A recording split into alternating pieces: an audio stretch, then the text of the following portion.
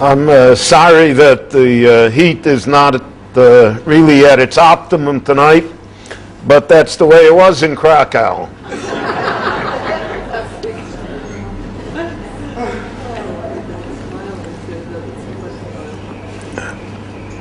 Last week I spoke to you about the situation of the Jews in Vilna in the 18th century, the enormous disputes that consumed the community, and the disputes that continued then into the 19th and 20th and even into the 21st centuries, disputes that have not gone away from us, disputes regarding the rabbinate and disputes regarding Chassidus and the disputes regarding Haskalah and the problems of anti-Semitism and anti-Jewish feeling. Now, Krakow is a little different. And in order for us to really appreciate what happened in the 18th century, we have to begin earlier. What happened with the Jews, the general history of the Jews in Krakow. Krakow was the capital of Poland in medieval times. There was no Warsaw. And Krakow was a university town. It was a town of intellectual prowess. You're talking about the time of Jan Hus, and you're talking about the time of Copernicus. People that stood against the church. People that opened up new vistas in the ideas of how to view the universe and how to view mankind. And therefore, Jews enjoyed a great deal of hospitality in the first few hundred years in Poland, certainly in the first few hundred years in Krakow. Krakow was a city on the Oistral River. It was a major trading city. It was Galicia. It had bonds with Ukraine, traded north and south and east and west, and the Jews found themselves in a very comfortable situation. And they were invited there by the Polish kings, and the Polish kings are the ones that protected them, were very friendly to them, gave them special privileges. The most friendly king was a king by the name of Casimir in the late 1400s, and he had the advantage of having a Jewish mistress, and that somehow also had an effect upon him. If he would have had a Jewish wife, I don't know what his relationship would have been, but a Jewish mistress certainly made him more amenable towards the Jews, and many of the favorable laws and exemptions all were from this king, and they continued. So the 15th century, the 16th century, even the 17th century are good times for the Jews in Poland and good time for the Jews in Krakow. Now, the Jewish population in Krakow was always between 20 to 30% of the city. So when the city was a small city, it was a small Jewish population. The city became a larger city. In 1900, there were 68,000 Jews there. And before the war, there were many, many more thousands. The Jews always comprised a large section of the community in Krakow. And as I mentioned, Krakow was a university town.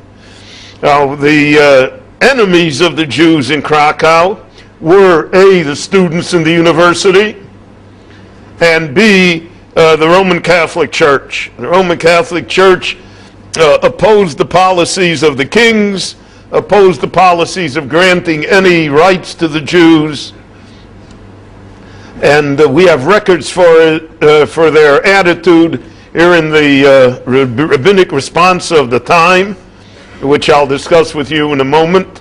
And we find, therefore, that the Jews built up a hostile relationship, both with the university and with the church.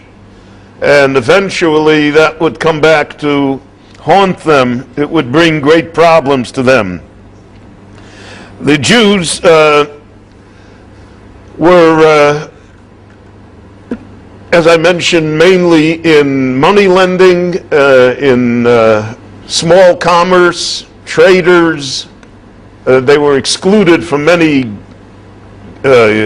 bands of guilds, but nevertheless they found themselves, and compared to the Jews in Germany and compared to the Jews in Lithuania, they were wealthy, even though compared to probably other standards they were not to be considered wealthy, but they had a better life. And therefore, for instance, we find in the tshuva from the Maram Mintz, Moshe Mintz, who was a Polish rabbi who ended up in Italy. There was one of the strange things is that in the 15th and 16th centuries, all of the rabbis almost in Italy were Polish rabbis who emigrated. The Maram Padua and Maram Mintz, all were rabbis in Italy, even though they were Poles. And they immigrated simply because the rabbinic positions were more favorable and there was less competition for them, whereas in Poland at this time you have an enormous amount of scholars, tremendous amount of scholars, and when you have a tremendous amount of scholars in a relatively small place, it's very, very difficult for anyone to get a job or to get a meaningful job, and therefore the Polish rabbis traveled throughout the world. So here's what the Maram Mintz says regarding the church. Asher poga ha-komer gam biyoshvim tachas hamelech Polin. Even though we dwelt under the protection of the Polish kings, the cardinals and the priests, they came and persecuted us. And therefore, he said, our good relations, the good situation that we were in, we were always in danger because the church was always out to revoke it. The church was always agitating against Jewish comfort, against the right of the Jews to live there. And part of the problem was the fact that this town kept on burning down. And the fires always started in the Jewish neighborhood. And from the Jewish neighborhood, since again you're talking about wooden homes and about thatched roofs and about a big wind, the town was just tinder. It burned down in a minute. And the church accused the Jews of purposely setting the fire in their neighborhood, because it always started in the Jewish neighborhood. And they purposely accused the Jews of burning down the town in order to destroy the Christian population. As nonsensical as that was, because the Jewish part was destroyed completely, and Jews were burned to death, nevertheless, the church's accusation did find a response in the non-Jewish population. Another thing that happened was that in Krakow, as in Europe generally, there were recurrent incidents of the plague over and over again. And for various reasons, the Jews were not as affected as the non-Jews. And therefore the church was able to say that the Jews were the ones that spread the bacillus, the Jews are the ones that caused the plague. So you have the problem that the Jews are causing the plague, and the Jews are burning down the town, and the Jews are making money, and the kings are favoring the Jews. All of this has to be kept in mind in order to understand the depths of anti-Semitism which Poland sank to, and which it is still afflicted by, even though there aren't that many Jews left. And it's because of the fact that you have this insidious 500-600 year indoctrination that every problem that Poland has is the Jews' problem. The Jews caused it.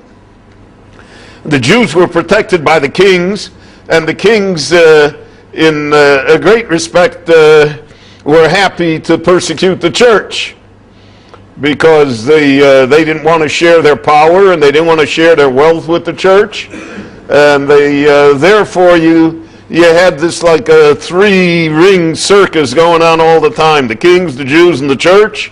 Everybody's against everybody else. Everybody unites with someone in order to get the current enemy, and it's a very, very difficult situation, but the Jews prospered because of it. In the 1500s, you have the great flourishing of Krakow as a Talmudic center. Rabbi Moshe Isserlich, the Ramah. So the Ramah's father was a great merchant, and he received special permission from the Polish kings to operate his businesses all over Poland. He was a very, very wealthy man. And so you have, in this period of time, there were a number of very wealthy Jews. You have 5 major synagogues, not the Ramah Shul. The Ramah Shul is a small shul, was not the major synagogue, and had nothing to do with the Ramah. Just like the Rashi Chapel in Worms has nothing to do with Rashi. But people called it the Ramah Shul in honor of the Ramah. But the real Ramah Shul was built by his father, who built a magnificent edifice. And then there was something called the High Shul, and then there was something called the Pepper Shul by the people who were the spice merchants. And they built these enormous synagogues that rivaled the non-Jewish houses of worship. And they had a great deal of wealth. And the Ramah was a student of Rabbi Yaakov Polak, who was the Rav. So the question is, how do you pronounce in Hebrew that name? Many of them, the Germans pronounced it Falk or Falk, because nobody in Germany wanted to be called Polak. But in Poland, they pronounced it Polak because they wanted it that they should be identified as being Polish. And that's the name Polak, etc., that's common in the Jewish world. So Rabbi Yaakov Polak was really the great Rosh Yeshiva, and the Ramah was his major disciple and also his son-in-law. And the Ramah becomes a Rav in Krakow, and there were great Rabbonim that were Rabbonim in Krakow. The Bach, Rabbi Yoel Sirkis was a Rav in Krakow, and the Shagas Aryeh was a Rav in Krakow. There were many great Rabbonim in Krakow, and the authority of the rabbinate was supreme. The rabbi could do anything. And because they had these great people as the Rabbonim, and the people were smart enough not to abuse their power, so you had really a harmonious situation for many centuries, all of which is going to break down in the 18th century. And it will break down, as I'll discuss, because of the coming of the new forces. Let's just look at the rules of the town in the 1600s, right before the 1700s. So we have a Pinkas, we have a record of the rules of the Jewish council in Krakow, which and it was agreed to by the Bach and by the Taz and the Taz's son. I think we'll find it very interesting. First of all, it is forbidden in Jewish elementary schools that there be more than 40 students in a class. So obviously there were classes that were more than 40 students, otherwise they wouldn't have to make a rule. And if you want to have 40, you have to have 2 assistant teachers. In other words, there had to be 3 teachers in the room at the time. I imagine just to hold them down, you needed that amount of teacher. You were not allowed to teach Talmud to more than 25 students at a time. That's a Gemara. The Talmud itself says that in Bava Basra that the limit in a classroom is 25. Of course, everyone picks and chooses what Gemara they want to follow. So today, My grandson is in a shiur that has 300 that are sitting, standing, etc. But that's older ones, so maybe the rule would be different there. All children must learn Polish. They must learn Hebrew. They must pass the exams in Hebrew grammar. They have to know past tense, future tense, present tense, Yochid v'Rabim, Chaserim Kfulim, all the binyonim in Hebrew, a test that most of us would undoubtedly fail. But here you're talking 1600s. They have to study mathematics. The minimum in mathematics in elementary school is addition, subtraction, and multiplication. They also have to pass a test when they're 14 years old. Anyone who is 14 years old and was not deemed to be material for further Talmudic study goes to work. They had an apprentice system, so it weeded out 90%, maybe 95% of the student body. After 14, they're out in the labor market. And only those whom the rabbis felt showed real promise were allowed to continue and to study with the Rabbonim. And in order to obtain rabbinical ordination, smicha, the rabbi of the town had to approve the candidacy, and then the candidate had to pass the exams in the entire area of halakha with 3 impartial rabbis. In other words, the rabbi of the town couldn't decide, because the rabbi of the town is subject to political and family pressures, and maybe he'll like the guy and maybe he won't. So they had 3 impartial people that they imported that gave the exams, and that's how it worked in Krakow. Also, they had rules about how the citizens are supposed to behave. You're not allowed to throw garbage out the 2nd floor window. From the rules, you understand what was going on, because you don't have to make a rule otherwise. You're not allowed to, it's a very interesting rule, you're not allowed to participate in the Polish lottery. The rabbis forbade gambling, and they said the lottery is gambling, and they said the lottery only contributes to moral decadence, and it takes money away from the poor that they can't afford, because the great millionaires don't buy the lottery tickets. It's the poor guy that buys the lottery ticket because he thinks he's going to make 1,000,000 zlotys at one shot, and they don't have the money for it. So they said the Jews aren't allowed to participate in the lottery. Here in Israel, the lottery is sacrosanct. You're not allowed to buy any item from anyone under 20 years of age. That was to discourage children from stealing. So no one was allowed to buy from any item from people under 20 years of age. You're not allowed to buy anything that's being sold too cheaply. You know, the guy that wants to sell you a Rolex for $60. So one of 2 things: either it's not a Rolex, or it's a stolen watch. And therefore, and these rules were enforced because there was a Jewish police force in town. The rabbi is not allowed to put people into cherem. He's not allowed to ban people without first informing the board of directors.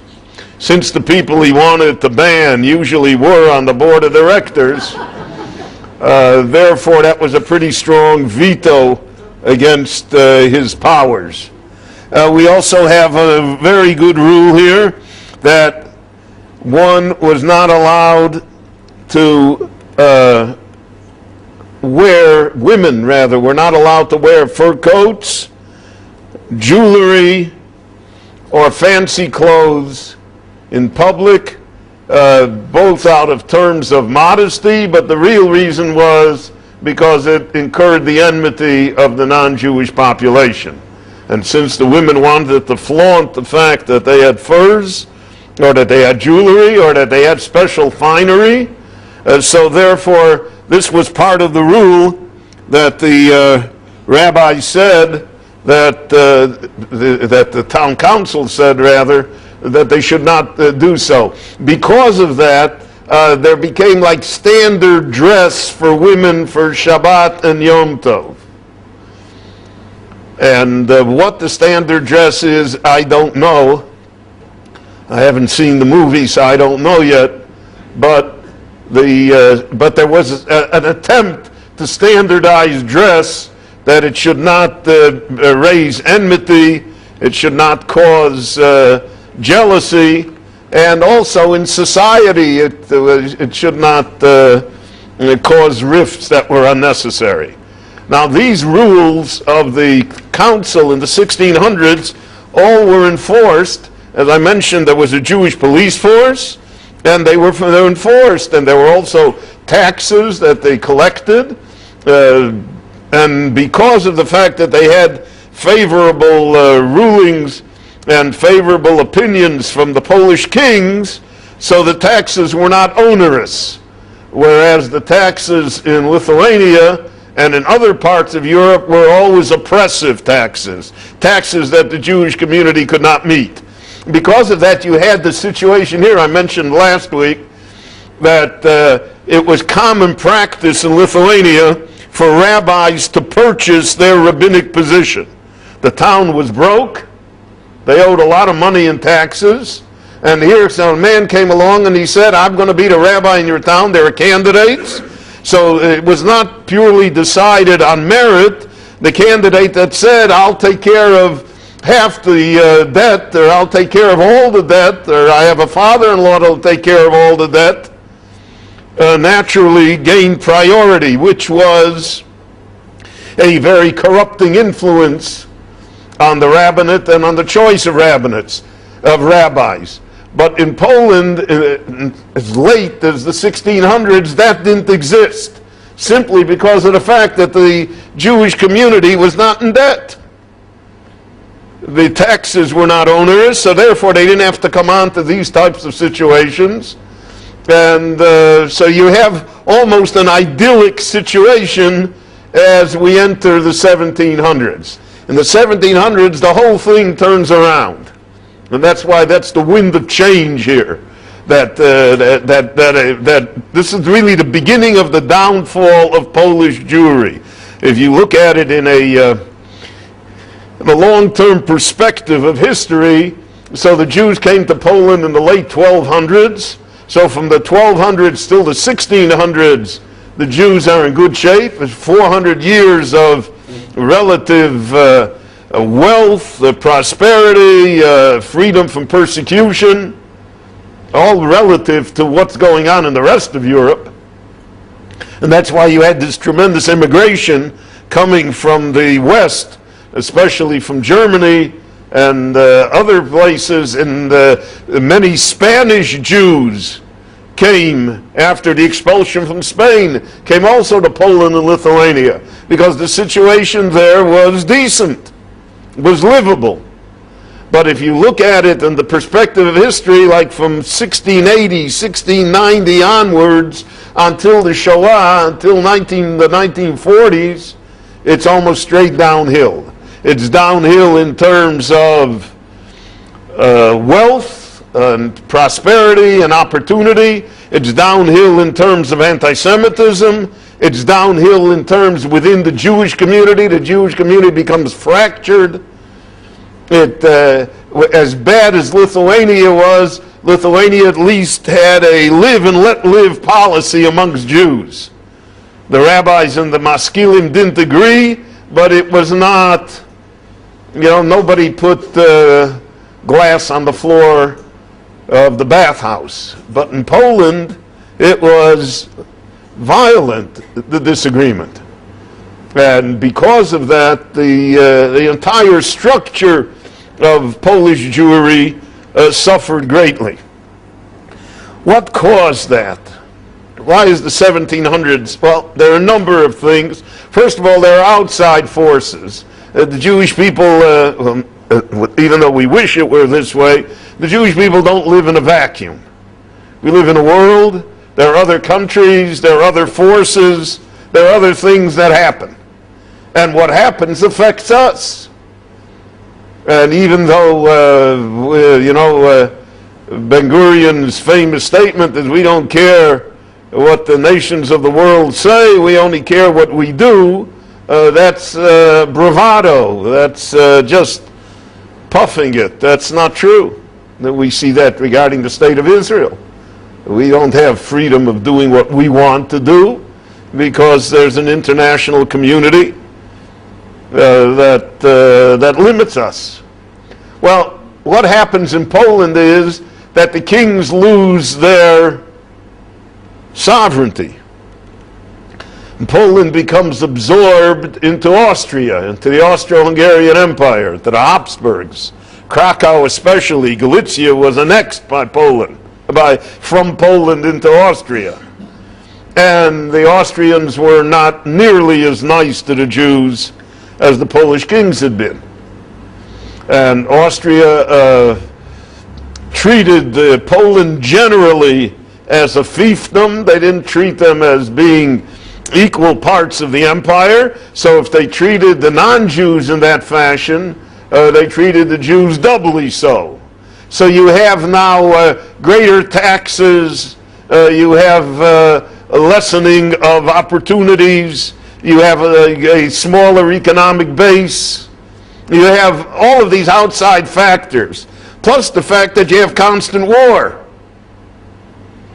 The 1700s is war all the time. It's Russia, it's Poland, it's Austria, Sweden gets mixed up in the middle. It's always going on. And it's hard to keep your community and hard to keep your head above water when all of these things are happening about you. So that's one important difference, is the fact that the outside situation changes. And Poland loses its independence for a period of about 6 years. Krakow was like an independent little duchy by itself, but then it was reabsorbed into Austria, and it never had a chance to grow again as an independent country until after the First World War, when Poland was given its independence. And that didn't last too long, and then it was conquered again by Russia and by Germany. And then after the Second World War, the Bolsheviks controlled it, really until the 1990s almost. So all of this affects the Jews, and it does not affect them positively. The second thing that happens, and this is internal, is the rise of the Hasidic movement. Now, I don't want to, God forbid, be accused of being anti-Hasidic. However, if you look in history, the Hasidic movement was the greatest revolution within the Jewish world, maybe from the beginning of time. And because of that, it was very, very divisive. It undermined the Jewish establishment, and its main target were the rabbis, the authority of the rabbi.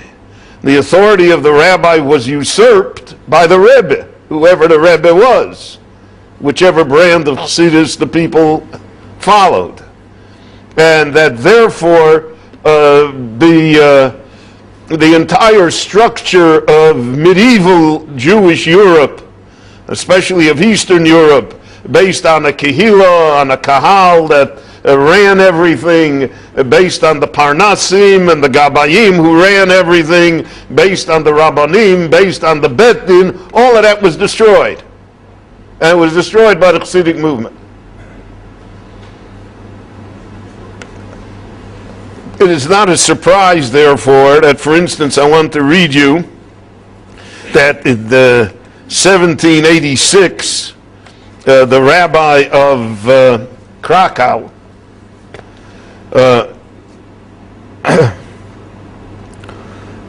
Yitzchak Halevi, issues an edict, and I want to read it to you verbatim.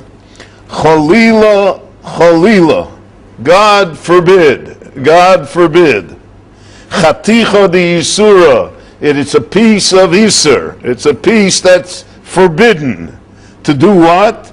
Lishum Odom, that any Jew should read the Bichlach, the little books, the pamphlets that describe the miracles of the Baal Shem Tov, that describe the miracles of the Rebbes, that describe all of these Hasidic things. Shenimtsoyim bahem dvorim zorim. There are strange things that are written there, he said, that are not part of Jewish tradition. Asher lo nitnu lichtov, that should never have been written. And kol shekein likros, and therefore should not certainly be read. V'chol mashmos divrayim, and what the result of these pamphlets, the Chassidic pamphlets, is lamayet limut hashas poskim, is to minimize the necessity to study Talmud, to study the poskim. You don't have to be a scholar anymore. You don't have to devote yourself to study. Va'abichlach shebechol mokom tuunim geniza, they should be buried and put away. Lo yero v'lo yimotzu. It's like bal yeroeh, bal yimotze, b'chometz. They shouldn't be seen, they shouldn't be found anywhere. Well, naturally, this great statement had no effect on anyone, because Chassidus swept the board in Poland, and it swept the board in Krakow. And the reason for that was that Chassidus offered an answer that the rabbis did not have an answer.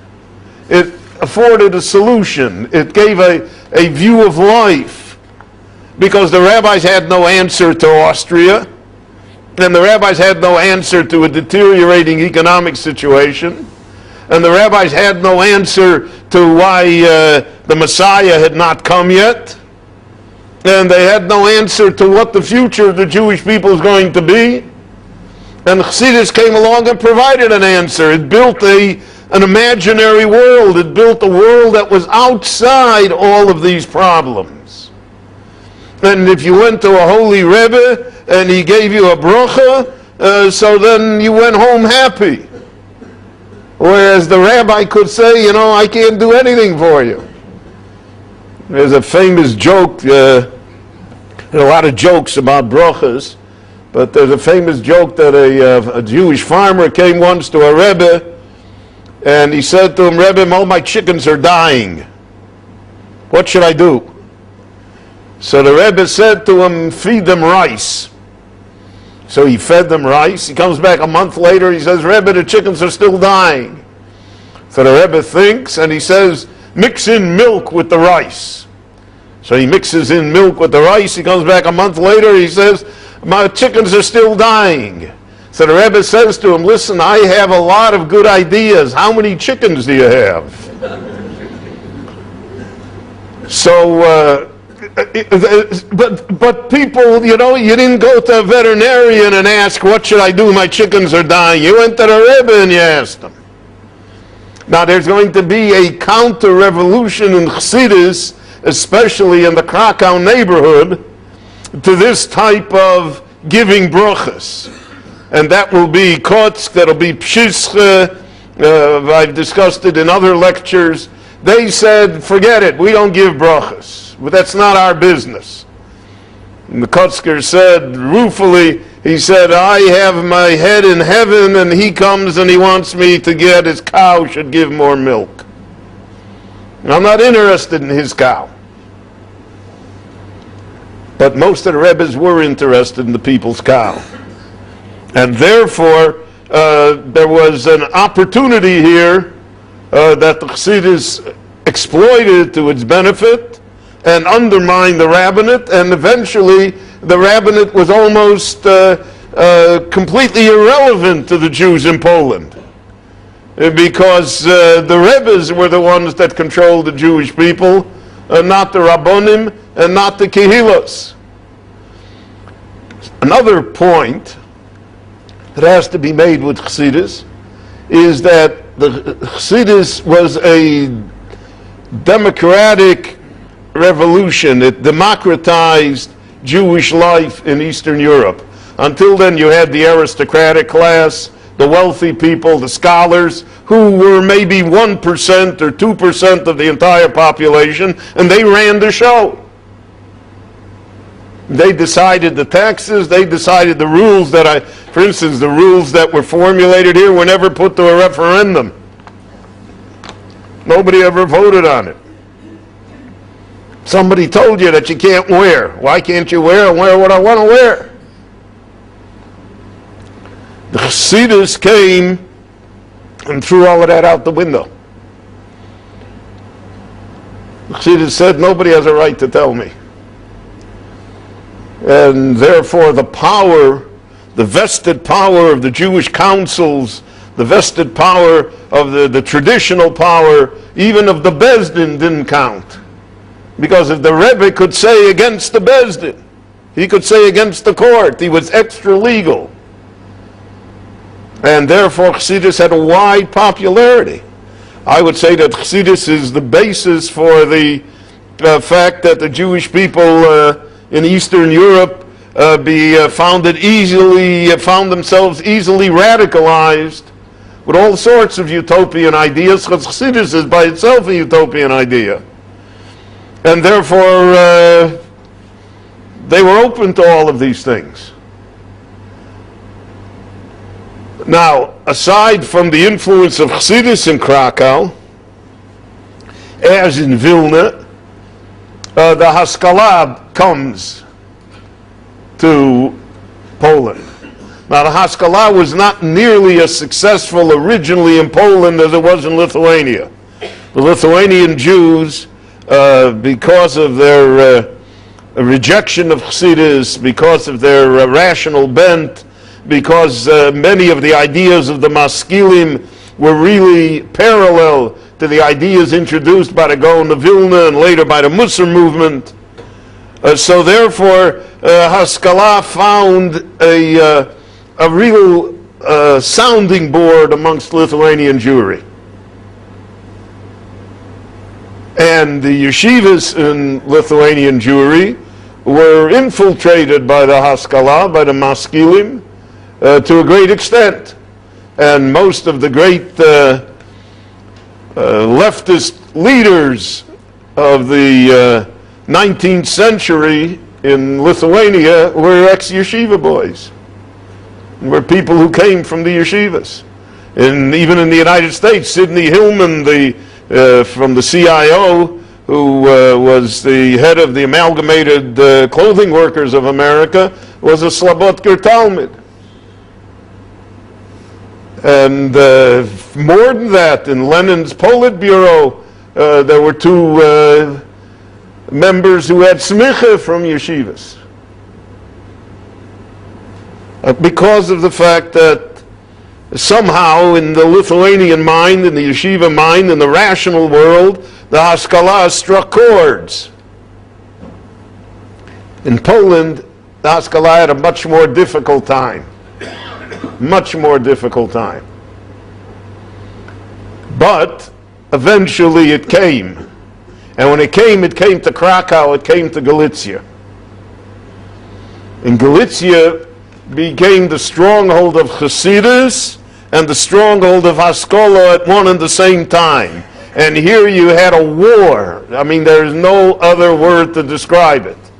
You had a war. The Maskilim ridiculed the Chassidim. They ridiculed the Rebbes.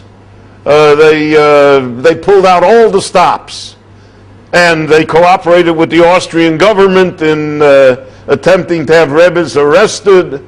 The famous case is the Rizhiner Rebbe that was arrested and then had to escape and came to Sadigur. And it was all violent. And by violent, I mean, fist fights, it was just the breakdown of the, and each side here is utopian in the sense that they know what's best for the Jewish people. So the Maskilim were convinced that whatever they did was justified because they knew what was best. They're going to bring the Jewish people into the brave new world. They're going to modernize it. They're going to reform the educational system. They're going to create the new Jew. And therefore, it's permissible to do all these things. And the Chassidim replied in kind. And they didn't keep their hands in their pockets. And you see elements of this in Israel today. I mean, this has continued until today. That, for instance, the problem, what should the Haredi school system teach? So if you would take that problem in a vacuum, so then things can happen, people can decide. But you can't take it out of the vestige of history. And in the vestige of history, the Maskilim attempted to create an educational system that would eventually destroy Torah education. And they got the government to agree to it. And that it had to be fought. So therefore, in the memory bank of the Jewish religious world, that's stored away. So here comes a commission, and it tells us what we're supposed to teach in our schools. Who are they? Why should anybody tell us what we're going to teach in our schools? Especially if the people who are telling us are, so to speak, our enemies. Stand against us in our worldview, stand against us in what our goals and objectives are. And in my opinion, it's not understanding that, is that exactly you go about perhaps doing a good thing, but if you go about it in the wrong way, it's doomed. It's simply doomed. There'll be Hafganot, 500,000 people on Kicker Shabbos. It won't happen. Because you can't tell us what to do. We've been through that already. We were through it in the 18th century, in the 19th century, in the 20th century. You can't tell us. And as long as you insist on telling us, as long as you insist that your commission is right and that 1,800 years of Jewish history are wrong, we have no intention of listening. So I would think that this would be obvious, but it's not obvious because of the fact that really this historical sense of what the problem is has never been discussed. And people look at it in a vacuum, right? There comes a commission and they say, well, you should have mathematics to this grade and science to that grade and language to that grade. Everything is correct. But your premise is wrong. Your premise is they're going to listen to you. That you're the first person that came up with this good idea. And people, especially in the religious world, have a long memory. The collective memory of the Jewish people forgets nothing. So that's a great thing, and it's also to our detriment that we never forget. And that's what happened here in Krakow in the 18th and 19th centuries. You had this enormous struggle. Since the Maskilim spoke Hebrew and then pushed Hebrew, so the religious community said, well, Hebrew is out. So it's the same community that in the 1600s said what? That it should be part of the curriculum and that you have to know all the Hebrew grammar and that we're going to have mathematics, we're going to have everything. And in the 1600s, we're going to have everything. So the curriculum of the 1600s is what the Dovrat Commission wants to happen today. But they didn't come to my lecture. What can I do, you know? Had they come, they would have, they would see it a little differently. But in the 1700s and in the 1800s, if you want the Hebrew, we don't want Hebrew. You want Tanakh, we don't want Tanakh. You're telling us we have to have mathematics, we're going to have anything, right? Nothing. They don't have to know 1 + 1. And this is the cockpit of the struggle. When you combine that with the fact that the church now gains much greater influence because they don't have the Polish kings to contend with, and Poland is a 95% Roman Catholic country, and Roman Catholicism is the official state religion. So then you have a great deal of anti-Semitism loosed on the Jewish population. Now, when the great deal of anti-Semitism is loosed on the Jewish population, that raises the question, why? Not only why, what can we do to ameliorate anti-Semitism, which is the problem that's brought up today also to all of us, right? What can we do? So there are Jews that say there's nothing we can do. It's a non-Jewish problem, which may be correct, but it is non sequitur. It doesn't make you feel any better. Doesn't provide answers. So, but people came with answers. The Haskalah had an answer. If we're cultural, then anti-Semitism will diminish. The Zionism came with an answer. If we have our own country, anti-Semitism will disappear.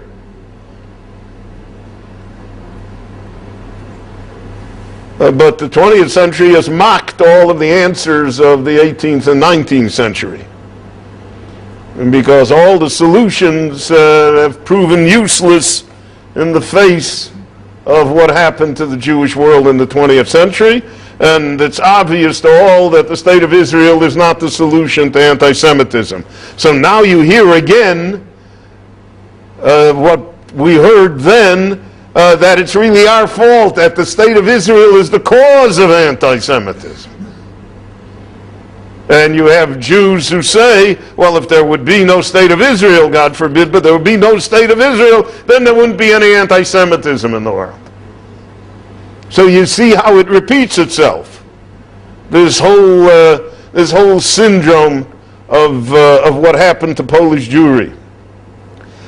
We have pictures, drawings of how Polish Jews dressed in the 17th century, just before Hasidus. So the shtreimel is not a Hasidic invention. The fur hat. The fur hat was the hat of Jews, wealthy Jews, rabbinic Jews, on Shabbat and on Yom Tov, simply because of the fact that the fur hat was the hat of Polish nobility and the Polish aristocracy. In our world today, because of the prosperity that exists in the Jewish world, thank God, so every chassid has, a shtreimel. In Europe, 90% did not have a shtreimel because you couldn't afford it. Who could afford to buy an ermine fur hat? But that's the way they dressed. And Chassidus took on the dress of its time, and it maintained it as Jewish dress. Whereas, for instance, in Lithuania, the religious Jews and the yeshiva students took on Western dress. Suits, ties, Western dress. In Poland, the religious Jews never adopted Western dress. If you adopted Western dress, then that was a sign already that something was wrong. And that's the way it is today in many circles in the traditional Jewish world, is that if the boy starts to dress differently, even though he's completely observant, but he starts to dress differently, so then that's a problem already.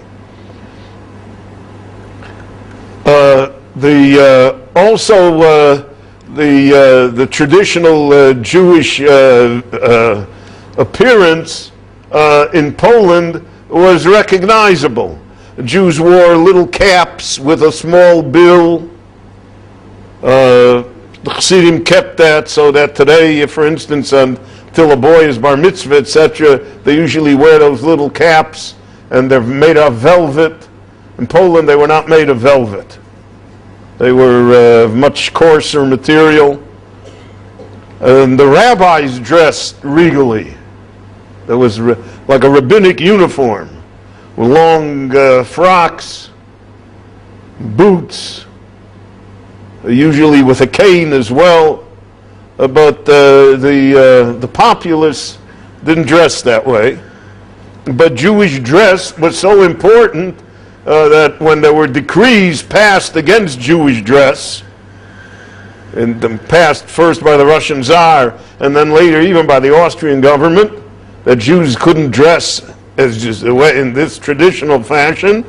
So the Chidushei Arim originally said it was Yahareg Val Yavor, that Jews should allow themselves to be killed. We're not going to give in on the matter. I just want to show you the extent of the war. And then later he was forced by the government to publicly recant and to say that we should do what the government says. But all the Jews knew that when he said we should do what the government says, it meant that we should not do what the government says. Because Jews are always astute in reading between the lines and understanding the circumstances that were involved. So here, and the city of Krakow generally begins its decline because Warsaw becomes the main city in Poland, the main centers of Chassidus, even though Galicia is a central place of Chassidus, but the main centers move to Congress, Poland, Gur, other places. The Ukraine becomes increasingly Hasidic with great Rebbes, the Apterov and others, and Krakow loses its preeminence in the Jewish world.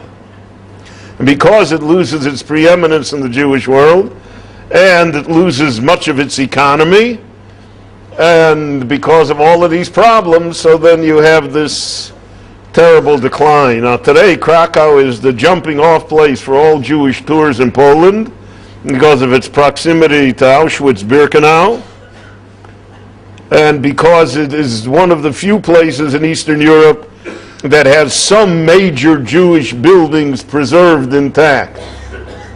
So the Ramosh Shul is still there, but the large synagogues are gone. The large synagogues were all destroyed. The city was bombed by the Germans, and then the Russians, and it just disappeared.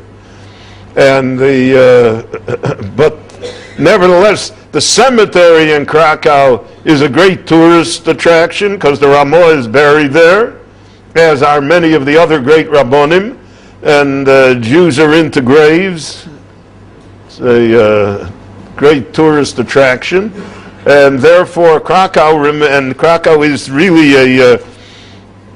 a beautiful medieval city. It's probably the prettiest city in Poland for certain.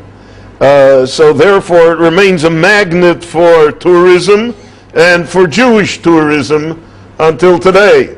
But the main city in the 18th and the 19th century will no longer be Krakow. The main city will be Warsaw. The urbanization of the Jews, moving from the rural villages and from the farms, they'll move to the city, especially to Warsaw. And Warsaw becomes a city of 350,000 Jews. It becomes a very large city. And then you have Lodz, which became a great manufacturing center, textile industry. So the entire fulcrum, the middle point of Polish Jewry shifts.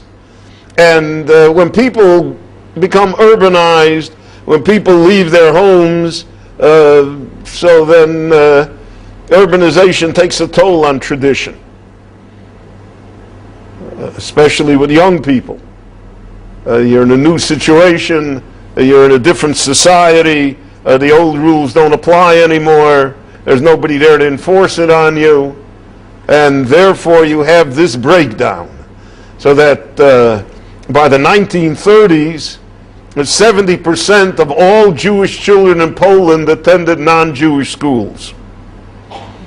Now, people have the fantastic idea that somehow in Eastern Europe, you know, everybody was religious and everybody was good and fine, and it couldn't have been better, and that it all fell apart either in the United States of America or in the state of Israel, but it all fell apart now. The truth is that now it's much better than it was 100 years ago.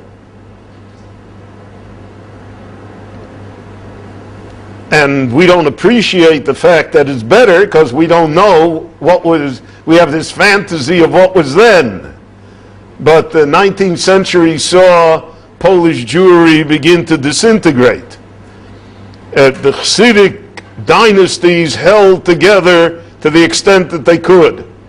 And the basis of religious life in Poland in the 19th century was purely the Hasidic dynasties. But from those Hasidic dynasties also came the socialists, the communists, the secularists, the Zionists. Everyone came out of there. The Bund, the Jewish labor union, because you had great strikes regarding the textile mills in Lodz, great disputes between labor and capital. Everything that characterized the problems of the 19th and the 20th century occurred to the Jews in Poland. And therefore we see Krakow receding from its preeminent position, from the greatness that it had at the time of the Ramah, from the fact that it was the great city of the Jewish people. It receded into the background, and then unfortunately the Holocaust wiped it out completely. The great ghetto was in Krakow, and that was the shipping point, the transport point to Auschwitz, and where millions of Jews were destroyed. So our memories of Krakow, which could have been sweet and could have been ennobling because of what happened later, are really tragic and sad. And we don't enjoy Krakow as perhaps we could or should. Nevertheless, and I think that by looking back at the 18th century and seeing that somehow we survived, and that a lot of the negativism of the 18th century has been dissipated. There are a lot of fallen idols. It's been expensive. And that Torah has revived itself amongst large sections of the Jewish people, much more than anyone could have imagined. And the state of Israel has come into being, and that in spite of all the problems and divisions, look at the wonderful country that has been created. So the 18th century, with all of its problems, should make us feel good about the 21st century and all of its accomplishments. And only if you look at it, I think, in that type of historic perspective, if you see the whole picture, so then we can be appreciative and thankful for what the Lord has done for us and what we have done with our own efforts as well, and to look forward to a much more sanguine and just future for us and for all of mankind. I want to thank you all for coming tonight and for the other lectures, and that God willing we will have another lecture series probably before Pesach, and we'll let you know about it.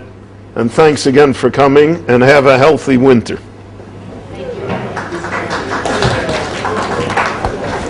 There's the minyan for Ma'ariv.